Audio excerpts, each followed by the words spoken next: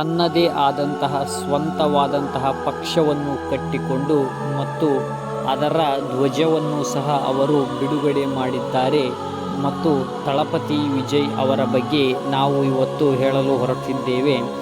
ತಳಪತಿ ವಿಜಯ್ ಅವರು ಒಬ್ಬ ಶ್ರೇಷ್ಠ ಕಲಾವಿದ ಮತ್ತು ನಟನೆಯಲ್ಲಿ ಅಭಿರುಚಿ ಹೊಂದಿದ ಅದ್ಭುತವಾದಂತಹ ನಟ.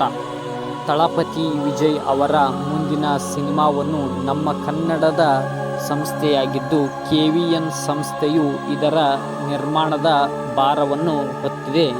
ಮುಂದಿನ ತಳಪತಿ ವಿಜಯ್ ಅವರ ಸಿನಿಮಾವನ್ನು ಈ ಸಂಸ್ಥೆಯು KVN ಸಂಸ್ಥೆಯು ನಿರ್ಮಾಣ ಮಾಡುತ್ತಿದ್ದು, ಇವರ ಅಭಿಮಾನಿಗಳು ತುಂಬಾ ಇದ್ದಾರೆ ಮತ್ತು ಇವರ ಸಿನಿಮಾವು ಸಹ ಕೋಟಿಗಟ್ಟಲೆ ಹಣಗಳನ್ನು ಗಳಿಸುತ್ತದೆ.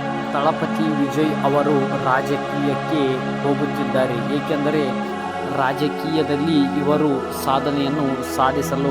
ತಳಪತಿ ವಿಜಯ್ ಅವರು ಈ ಮುಂಬರುವ ಅವರ ಸಿನಿಮಾಗೆ 275 ಕೋಟಿಗೂ ಸಹ ಅಧಿಕ ಸಂಭಾವನೆಯನ್ನು ಪಡೆದಿದ್ದಾರಂತೆ. ಮತ್ತು ಇವರು ರಾಜಕೀಯ ಜೀವನವೂ ಸಹ ಸುಖಕರವಾಗಿರಲಿ ಮತ್ತು ಮುಂಬರುವ ಸಿನಿಮಾವೂ ಸಹ ಯಶಸ್ಸಿನ ಸಾಧನೆಯನ್ನು ಶಿಖರವನ್ನು ಏರಲಿ ಎಂದು ಶುಭ ಕೋರುತ್ತೇವೆ.